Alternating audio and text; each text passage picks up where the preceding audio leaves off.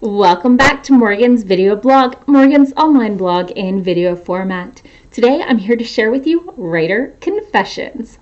After last week's post about avoiding burnout, I thought I'd give myself a break, but I've got a few confessions to make.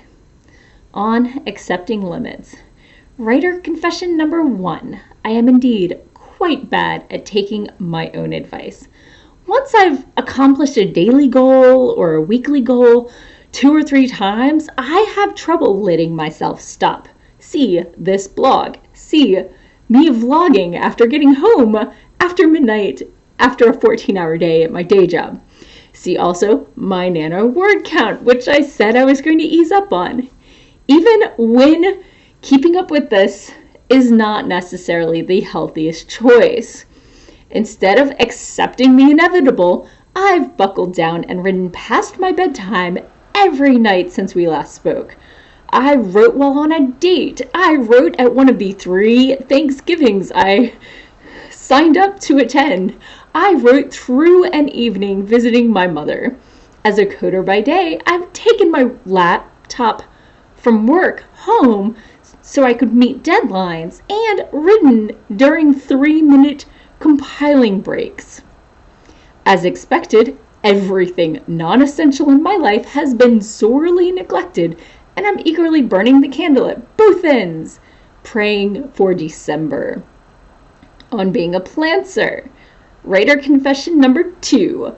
My story looks nothing like what I intended, or at least what I expected. Now, I've written and talked to you about being a plantser before, but every time it looks a little different, which kind of is the point. We're sort of planning, but we're really mostly taking it by the seat of our pants. Instead of writing a story about kids saving parents from a brainwashing book, my story is 90% about a school play. Then again, as I sort of had the 90s TV show Wishbone as my inspiration for what sort of stories should be aimed at middle graders, I guess it's not really too surprising.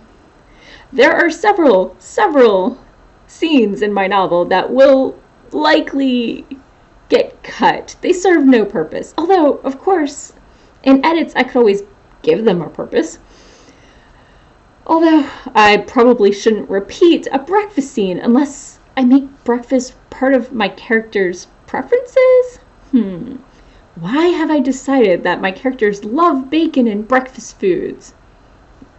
Well, I mean, except for people whose diet doesn't include pork, who doesn't, right? Warning to any writer out there, if you write a story that features around books and plays, that means you're going to have to come up with some sort of plot, or at least outline, for those things too. Seriously. My play in my story currently has such characters as swordswoman, storyteller, and sidekick. I made up half of a song from another non-existent kids musical about the flannel bear, my world's velveteen rabbit, which in real life my sister was in during our middle school years. Note, if enough people ask, I might actually post a video of me singing this song for you. Although, be warned, I can follow a tune, but I can't actually carry one. So, with the changes in my story, I'm not really sure what a satisfying ending is going to look like, but I'm pretty sure it's going to happen at the cast party, so that's what I'm kind of funneling my characters towards at this point. On novel prep work. Writer confession number 3. My prep work wasn't actually a waste of time, even though I'm totally plantsing this. Despite my story looking nothing like what I intended, my first 9 chapters kind of aligned, and then it went sideways. But working out the main characters, their personalities, their families, was helpful. Charting out the 2 main characters would alternate chapters. That was great for structure, and I established firmly that they would be friends and not romantically invested. It's a cornerstone of my middle grade novel. I didn't want to have to deal with romance. And my massive list of random names definitely came in handy to help me keep pace when I was writing. Although next time I should note who they got assigned to, especially when they only get mentioned once or twice. I had to keep flipping back. On writing sprints. Writer confession number 4, my novel would not exist without these. 3 years ago, I started using Twitter to kind of clock in a sort of accountability.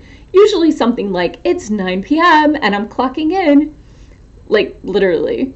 Last year, the NaNoWriMo website created sprint timers integrated into their website where you could race yourself or invite people to race with you for the most words, or at least have a focused 15 minutes where you could usually convince yourself to ignore social media and just write. The timer breaks this massive must write all the words into an achievable chunk. 50,000 words sounds intimidating. 1666 words a day seems to drag on, and I end up checking my word count every 100 words. But 10 minutes, 15 minutes, I can sprint that long. I can stay focused. So this year, I may have mentioned before, my NaNoWriMo regional group has a Discord channel. Discord is a chat application mostly for gamers, so it can do audio, but we don't usually use that. That has a sprint feature built in. You type _sprint and anyone can join in.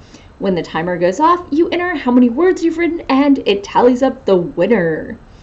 Knowing you're not writing alone, seeing everyone else's progress and being able to compare your own words per minute rate versus your previous words per minute rate on a different sprint, it can be very encouraging, all of those things.